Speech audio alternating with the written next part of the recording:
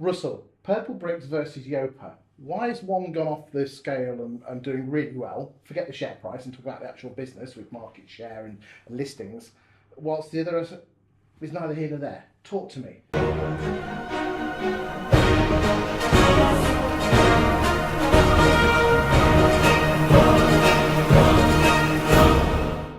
So Yopa now number 2. So obviously now that we're not around, Yopa number 2. Yopa raised a lot of money, about £75 million, including the 20 million that they raised at the end of last year, or Q3 last year. Purplebricks have raised more. So Purplebricks have raised about 150-ish million in total, including the actual Springer money. So it's quite an interesting ratio. So on the basis that Purplebricks have raised twice as much as Yopa, are Purplebricks only twice as good, inverted commas, insofar as revenue and valuation? And look, the answer clearly is, look, no, there's a chasm between them. That chasm was before the German money, though, wasn't it? Oh yeah. So look, a lot of that has to do with first mover advantage and the fact that, look, Purplebricks have been very, very clever at executing on their marketing very well. They built an impressive brand very quickly. Their initial TV adverts, I think, were very, very good. Yes, they were, the 2 chaps. And they spent a lot of money. And look, they took a real punt, you know, and to have your launch advert to be during Coronation Street in April 2014, and then to continue for the next 6 or 7 months, where I was tracking their listings for their first 12 months. Purplebricks were listing barely more than us in their first 12 months, 300, 350 listings a month, but spending £8 million in that year on TV.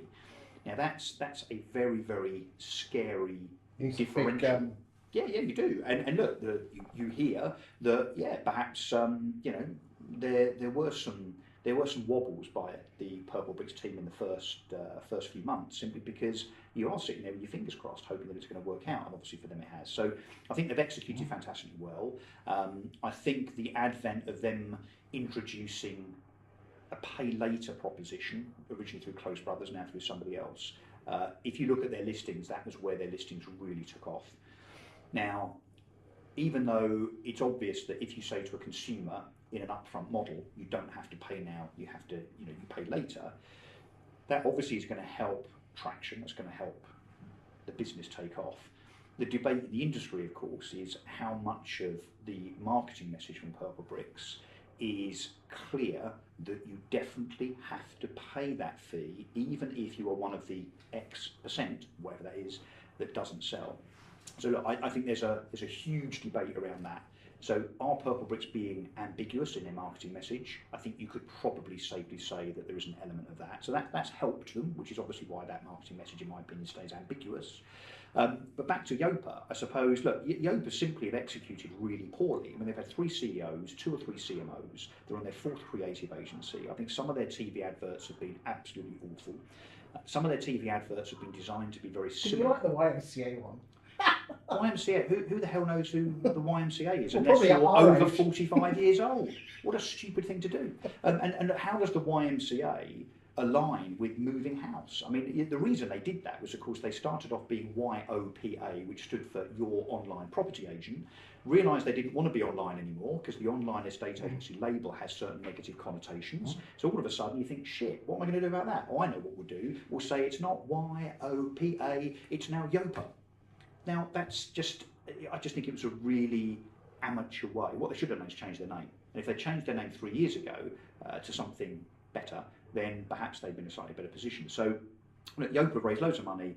The team's been very, very changeable, very fragmented. I think the marketing execution has been really poor. Their cost of acquisition, as I understand it, and I'm on the periphery, obviously I'm not inside, is the highest in the online hybrid sector, as high as potentially £2,500 to £3,000 a unit, when they're banking, potentially an average of £1,000 a pop. That simply does not work. So look, Yopa have been out executed by Purplebricks, and Purplebricks had a first mover advantage. So they're probably the 2 main reasons why Purplebricks and Yopa are so far apart. Okay. If you had Yopa's money, what would you do differently? Well, I suppose the same question applies to what I would do differently with eMoov. Maybe we could do that in another video. Yeah, there's going to be a lot of videos out of this conversation, I think. You're getting inside my brain, Chris. What would I do differently? Look, I certainly would have been more considered about the name and the marketing execution in the first instance. I wouldn't have tried to be like Purplebricks. I think Yopa's biggest problem, and one that I would have avoided and have avoided or did avoid at eMoov, was not to allow the misattribution whereby you've got two businesses doing the same thing that, from a consumer's point of view, that's wandering past the telly 2 or 3 times and sees an advert. The Yopa advert looks just like the Purplebricks advert. So there's misattribution, is the technical term apparently. So I would not have allowed the Yopa business to be so close to Purplebricks in terms of either marketing or proposition. Because their marketing was kind of, we just tell enough people about us, well, they'll use us. Their marketing was, what Purplebricks doing, just do that. We'll just follow it. Why wouldn't you? I must admit didn't work for me. Why wouldn't you? Oh yeah, the latest strapline. Yeah, again, it's just a Mo Farah walking through a wall. The chief marketing officer that, of course, came up with that campaign is now no longer with that business. So there's only so long you can throw 15 to 20 million quid of marketing a year and only list 800 to 900 properties and burn 2 million quid a month.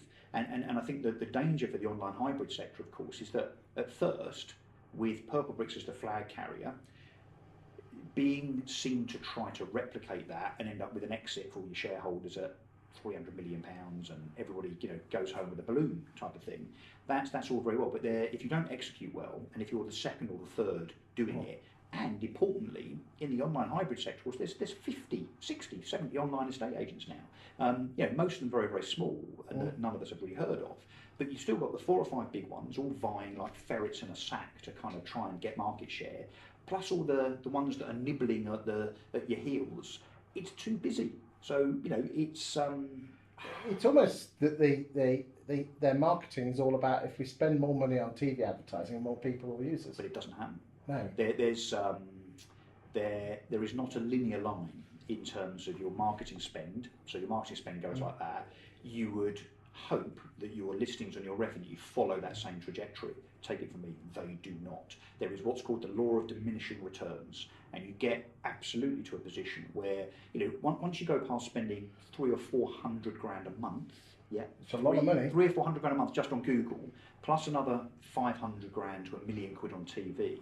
You get the law of diminishing returns. You start to kind of squeeze the last pips out of those marketing channels. So as a consequence, one TV ad does not any longer bring in one inquiry. It's more like you need 3 TV adverts to bring in an inquiry. So therefore your cost of acquisition becomes less efficient, the cost of acquisition goes up. And as I say, particularly as you've got so many other people in the sector trying to do the same thing, it becomes completely unsustainable. In the next video, I'm going to ask you what you would do if you were starting again. Okay.